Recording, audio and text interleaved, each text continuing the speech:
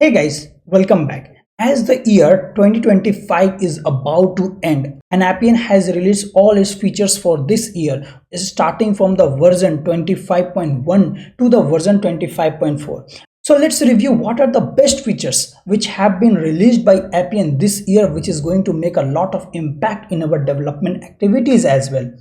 So let's start by first looking at nothing but the record. Record has been the core in Appian. Like everything now uses record only. If your application is already record centered, you can easily use all the latest features which is provided by Appian. So here you can see now the sync limit got increased till 50 million rows. Right, we have started from 4 million and now it has reached to 50 million. It is not available for all the tiers, that is another case, but yes, your enterprise data can now sync up to 50 million rows per record type.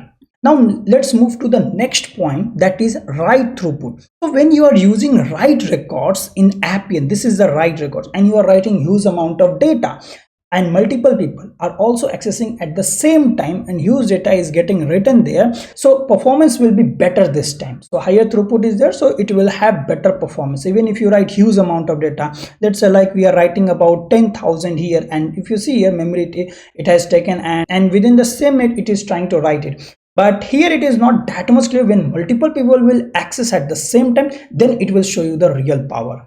Now let's move to the next point, that is 100% query optimization. So see, when any record is there, so for example this is a record type, and when you try to query the data, general approach is that till now our like 24 version, you can say in any version 24.1234. So if you query the data, you will get all the fields, even if you have 30, 40, 50 fields. And in any big projects it is very easy to reach 50, 60 fields as well, you can reach there. Now when you try to query in 25th version, what will happen is that field selection have been added. For example, see, I'm trying to query book here. If I click on test role, apart from the ID PK, we don't get anything at all. So how can I get all the fields? So in order to get all the fields, you have to write fields. Either you specify the fields one by one. For example, I will copy it here, paste it here, and let's click on test here. So if you see here, I will get only the author name. But let's say like there are 30, 40 fields and all, and I can't do it like this. And one by one I cannot put all the values, so I can put here selection fields. There is a new function as well, and all fields from record type, and this is the record type. We need all the fields from there, and click on test here and we will get all the fields of the record. That's how usually we even used to get. So this is a great enhancement in the query record. By default, like Appian is forcing you to use the best practice to only query which is required there. Now moving to the next point, that is document as a record.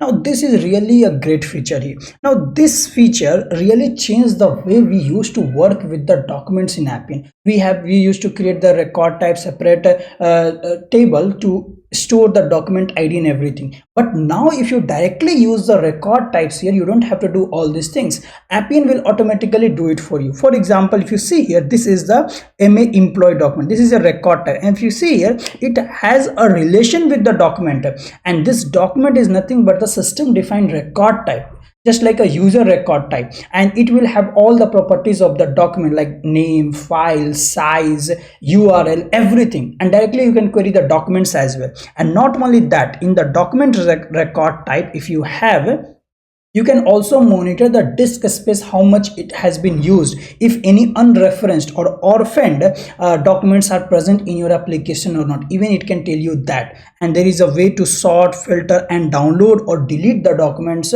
from the record type as well. So it has a lot of new functionalities which is available. And there is the enhanced action views. Obviously this has really been a great feature. The way we work in order to design the UIs takes a lot of effort, designing good UIs, but now Appian has given you a lot of new UI designs as part of this year's release. So whenever you go on to generate any record action, you will see a variety of new templates available, like wizards, and you can even create like relationships here in the generate record types. If you see here, AI recommended feature have been given something like this. You can do it like side by side wizard, you can keep it sideways. Then there is like simple full form header, you can do it. Editable grids directly you can configure. So many different sidebar components has also been added with minimal design, with dense design, everything app. So a lot of new UI components have been added here. So even with low effort you can still work on very highly optimized interfaces and good looking UIs as well. So that was about the data fabric. Let me know about your comments as well. What data fabric changes you liked the most as part of this year's release. Now let's move to the next part, that is total experience. In total experience, generally we will try to cover what are the new UI components or any overall experience have been changed or not. So if you see here, modern UI component, file upload is really a great addition in this year's release. It has changed a lot and it is working as smooth as any component which has been developed in React or some or any other high code language as well. So you can see here, this is a normal file upload. I can copy paste my files directly here. If you see here, there is a, so here you can see there is a side menu bar. I can directly preview what actually I have uploaded without triggering any process to save. No additional clicks here which is required to save the data here. If I want, I can even download that file here. If you see, I just have a rule input, nothing is configured here and still it is working fine. And there are a lot of new styling option. Drop zone is expanded and this is really a great view, just looking like a normal file upload what we used to get on Google Forms or something.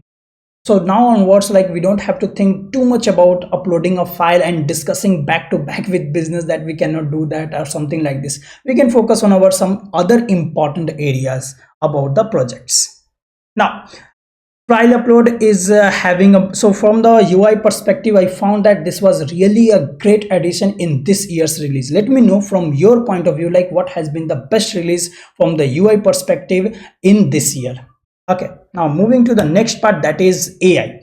We cannot live without AI, right? AI has been the part here, and in this release Appian has worked a lot on improving its Appian Composer. So here if you see here, earlier it was just about the requirements, personas and data model, but now this year it has included the processes part, the business rules part and everything. So here you can create your business rules as well with the help of AI Copilot as here, which is given. So, and in the near future, maybe in the next year, they will focus more on advancing this composer there.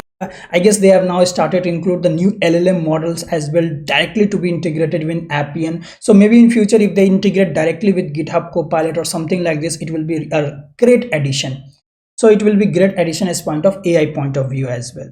And finally, AI agents. Obviously AI agents have been added. We have not got chance to yet explore this feature a lot because a lot of restrictions are there. This is how AI agents will look like. So here you can see this is the AI agent which has been given. You have to input your case details, you have to configure the AI agents there. These are the tools which you have to use, and basically it will try to create that particular component or design that particular component for you. So this is going to be really, and it is still in the very early phase right now. After 26 version it will really mature a lot and it will be able to handle very complex operations as well. So this is really looking good, and in future as well it will improve a lot here. So it is going to help us a lot in our development as well. So that was end guys. Let me know like what features of 2025 you like the most, which really impacted you or your development, which are the features you started to use it. So that was all from my side, and we will meet again in the next year. And thank you for all the support that you have provided me this year. And from next year onwards, we will again try to bring a lot of contents related to the new tutorials, POCs and all. So that was all for now guys. I wish you a very happy new year. So that was all for now guys. Thank you.